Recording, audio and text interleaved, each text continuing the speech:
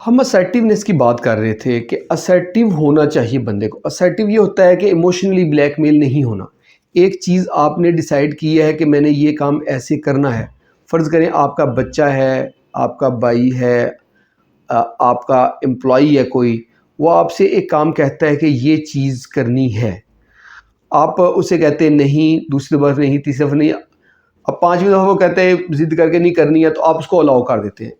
बच्चा कहता है कि मैंने बाहर मिट्टी में खेलना है, आप 3 दफ़ा 5 दफ़ा मना करते हैं, वो अलाउ कर देते हैं। अब बच्चे को पता है कि जी 5 दफ़ा मैं ज़िद करूँगा तो 5वीं दफ़ा मैं अलाउ हो जाऊँगा। आपका एम्प्लॉई है, वो आपसे कोई ऐसी जो है ना डिमांड कर रहा है जो नहीं करनी चाहिए। वो कहता है कि फ़लाँ दिन की मुझे छुट्टी चाहिए, या मुझे आप डेली जो है ना 2 घंटे पहले फ्री कर दिया करें। अब उसको पता है कि अगर मैं 5 दफ़ा या 10 दफ़ा मिन्नतें करूँगा तो मेरी बात इन्होंने मान लेनी है। पहले आप डिसाइड करें कि आपने बात माननी या नहीं, उसको इवैल्यूएट करें। कोई भी बंदा कोई काम कहता है, बच्चे ने कहा है, किसी एम्प्लॉई ने कहा है, किसी सीनियर ने कहा है, जूनियर ने कहा है, आप फ़ौरन हाँ या ना ना कहें। आप फ़ौरन कहें कि मैं सोच के बताता हूँ। फिर पहले उसको चेक कर लें कि मुझे ये करना चाहिए या नहीं करना चाहिए, इजाज़त देनी चाहिए या नहीं देनी चाहिए।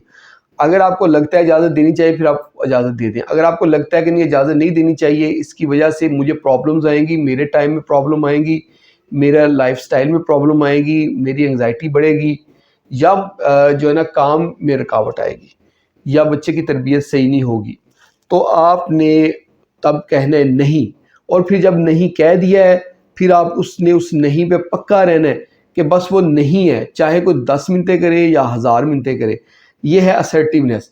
तो अगर आप चाहते हैं कि आपको एंग्ज़ायटी ना हो, एंग्ज़ायटी वाला बिहेवियर आपका ना हो, तो आपने असर्टिव बनना है। आप एक दफ़ा असर्टिव बनने की रिहर्सल करें, आप करेंगे, आपको बहुत फ़ायदा होगा। फिर आपने करनी है सेल्फ स्टीम की बिल्डिंग। सेल्फ स्टीम ये होती है कि उसको उसकी आपने कोई काम कर रहे हैं, आपने सोचना है ठीक है ये मैं कर सकता हूँ। आप में मुझ में कैपेबिलिटी है, ठीक है? कोई भी काम है, तो उसमें आपने माज़ी में जाना है, माज़ी में सोचना है कि इससे मिलता-जुलता मैंने काम किया है। अगर आपने किया है या उससे थोड़ा-सा कम जो है ना लेवल का काम किया है, फिर आप उस टास्क को पकड़ते हैं जो भी आपके ज़हन में है, तो आपने अपने अंदर सोच बनानी है कि ठीक है जी मैं कर सकता हूँ। अपने अंदर ये एबिलिटी पैदा करनी है। इसको कहते हैं सेल्फ स्टीम बिल्डिंग। अच्छा, आगे है cognitive behaviour therapy. Cognitive behaviour therapy एक बहुत डिटेल से हम इसके ऊपर वीडियो बनाएँगे कि कॉग्निटिव बिहेवियर थेरेपी अगर हम करते हैं तो उससे हमारी एंग्ज़ायटी जो है ना बेहतर हो जाती है। आगे एक्सपोज़र थेरेपी। एक्सपोज़र थेरेपी क्या होती है? देखिए किस चीज़ से आपको एंग्ज़ायटी हो रही है। जिस काम से भी आपको एंग्ज़ायटी होती है उसका ज़्यादा से ज़्यादा एक्सपोज़र करें। लाइक आपको लगता है कि जी जब मैं ड्राइव करके बाज़ार जाना है तो मुझे एंग्ज़ायटी होनी है, या फिर आपको लगता है कि 10 लोग जब इकट्ठे होंगे, जब मैं उनसे बात करूँगा, कम्युनिकेट करूँगा, तो मुझे एंग्ज़ायटी होगी। तो इस चीज़ का ज़्यादा से ज़्यादा एक्सपोज़र करें। ज़्यादा से ज़्यादा उस चीज़ को करने की कोशिश करें। कोशिश करें कि जहाँ 4-5 लोग हों उनसे मिलें, बात करने की कोशिश करें। जिस चीज़ से आपको डर लगता है, जिस चीज़ की आपकी एंग्ज़ायटी है ना, उस चीज़ का ज़्यादा एक्सपोज़र करें। जैसे एक मिसाल होती है कि कुछ लोगों को साँप से डर लगता है, तो उनके ना कमरे में दरवाज़े के पास एक जो है ना साँप जो होता है, जो डमी साँप होता है, यानी कि ओरिजिनल साँप नहीं होता, वो रखा जाता है।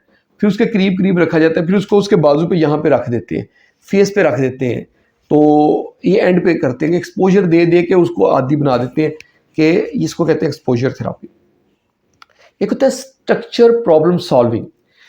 आपके ज़हन में एंग्ज़ायटी है, किस चीज़ की एंग्ज़ायटी है, उसको लिख लें। फिर आप उसका एक प्लान लिखें कि ये जो मेरे ज़हन में प्रॉब्लम आ रही है, इसको सॉल्व कैसे किया जाता है। उसका एक स्ट्रक्चर बनाएँ सारा। ये होगा तो मैं ये करूँगा या करूँगी, ये होगा तो ये करूँगा, ये होगा तो ये करूँगा। उसका एक सॉल्विंग यानी कि उसका हल जो है, उसको लिख लें या किसी से पूछ लें, अगर ये प्रॉब्लम हो तो कैसे हल किया जाता है। उसका एक टेबल बना लें कि ये प्रॉब्लम को ऐसे-ऐसे हल किया जाता है। इस तरह हम अपने एंग्ज़ायटी पे काबू पा सकते हैं। अगर आपको इन चीज़ों में प्रॉब्लम हो रही है तो आप किसी साइकोथेरेपिस्ट से मिल सकते हैं। अब आगे हम बात करेंगे मेडिसिन की। इसमें हम एंटी डिप्रेसेंट देते हैं, जो एसएसआरआई ग्रुप होता है। इसमें फ्लॉक्सीटिन जो है वो एक फ़ेमस मेडिसिन है।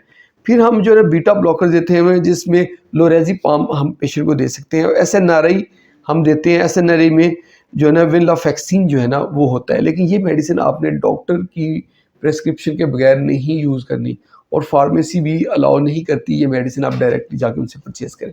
होप आप लोगों को वीडियो पसंद आई होगी। अगर वीडियो पसंद आई तो उसको लाइक कर दें और इसको शेयर करें अपने दोस्तों के साथ, और हमारे चैनल को जल्दी से सब्सक्राइब कर दें ताकि आपको अच्छी-अच्छी वीडियोज़ मिलती रहें। बहुत-बहुत शुक्रिया।